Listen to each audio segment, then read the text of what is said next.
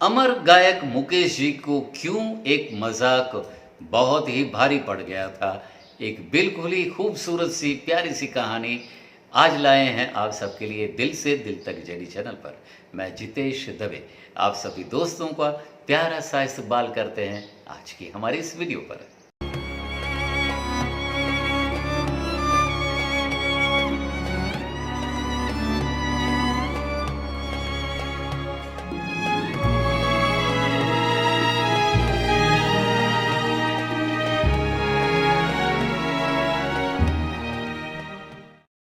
Hello family.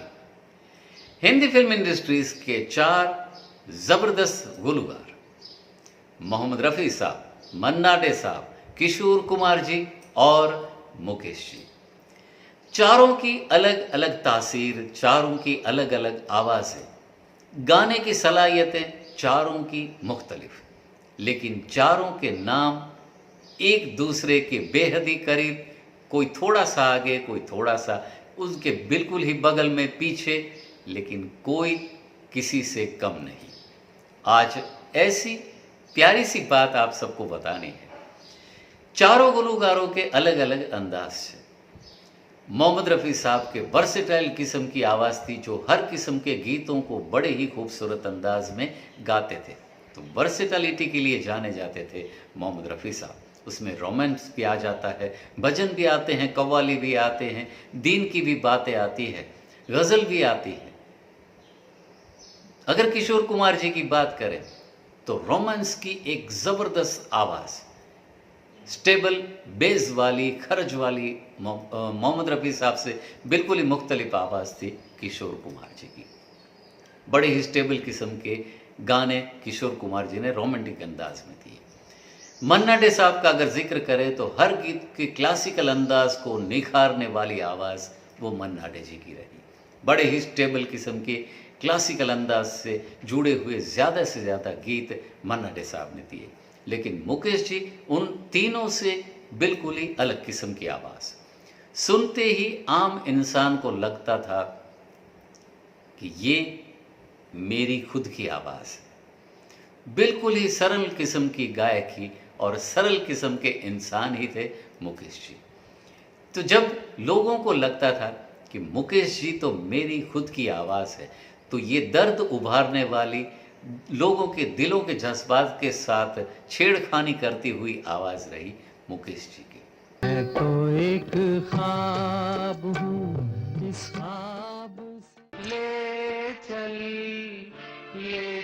मेरे जीवन साथी, वक्त करता जो वफा। हम वो परवाने हैं जो शम्मा सुनते हैं प्यार की दुनिया में। ले जाना जरा ठहरो, किसी रास्ते का पत्थर किस्मत ने मुझे बना दिया। दर्पण को देखा तूने जब जब किया, कहीं दूर जब दिन ढल जाए, जुबां पे दर्द भरी दास्तां चली। चल अकेला चल अकेला चल अकेला, संसार है एक नदिया। तो आज मुकेश जी की वो बात आप सबसे शेयर करनी है कि जिस कदर बिल्कुल ही सरल किस्म के इंसान थे मुकेश जी, तो मुकेश जी धर्म में भी उतनी ही श्रद्धा रखते थे और उन्हें शिरडी के साईं बाबा पर बड़ी ही श्रद्धा थी। तो एक बार शिरडी दर्शन के लिए मुकेश जी गए। तो जब साईं बाबा के मंदिर से मुकेश जी बाहर निकले तो उन्हें कहीं जाना था, तो उन्होंने एक पांव रिक्शा जो है, पैदल से चलता है साइकिल वाला, उस रिक्शे वाले को देखा। तो मुकेश जी ने कहा कि भाई मुझे यहाँ तक पहुँचा देंगे? तो रिक्शे वाले ने उन्हें हाँ कहा। मुकेश जी रिक्शा में बैठ गए, लेकिन थोड़े आगे जाने के बाद रिक्शे वाले ने एक गीत गुनगुनाना शुरू किया। आए जा गीत मिलन के, तू अपनी लगन के तो मुकेश जी ने जब अपना गाना सुना तो रिक्शे वाले से कहा कि भाई ये आप क्या गा रहे हैं। तो रिक्शे वाले ने उन्हें कहा कि ये गाना आपने नहीं सुना, ये मुकेश जी का गाया हुआ गीत है। तो मुकेश जी ने रिक्शे वाले का मजाक किया कि ये तो बहुत बुरा गाता है मुकेश तो रिक्शे वाला बेहद ही गुस्से में आ गया। उन्होंने फौरन ही अपना रिक्शा रोक दिया और मुकेश जी को कहा कि आप नीचे उतरिए। खैर मुकेश जी ने कहा कि भाई मैं तो सिर्फ मजाक कर रहा था, लेकिन रिक्शे वाला मानने को तैयार नहीं था। रिक्शे वाले ने ज़बरदस्ती मुकेश जी को धक्का दे करके हाथ खींच करके रिक्शा से नीचे उतार दिया और कहा कि तुमने मेरे मुकेश जी की बेइज्जती क्यों की, ये तो बड़े ही महान गायक हैं। तो शर्मा कर मुकेश जी ने रिक्शे वाले से कहा कि भाई सच बताऊं, मैं मजाक कर रहा था, मैं ही मुकेश हूं। तो रिक्शा वाला मानने को तैयार नहीं था। उसने कहा कि कहाँ मुकेश जी और कहाँ तुम, वो तो बड़े ही महान हैं। तो मुकेश जी ने कहा कि भाई विश्वास कीजिए, मैं ही हूँ मुकेश चंद्र माथुर, और ये जो गीत आप गा रहे थे वो गाए जा गीत मिलन के, वो मेरा ही गाया हुआ है। लेकिन रिक्शे वाले ने कहा कि आप मुझे उसका कोई प्रूफ दें। तो मुकेश जी ने उस वक्त वही गीत गा करके रिक्शे वाले को सुनाया।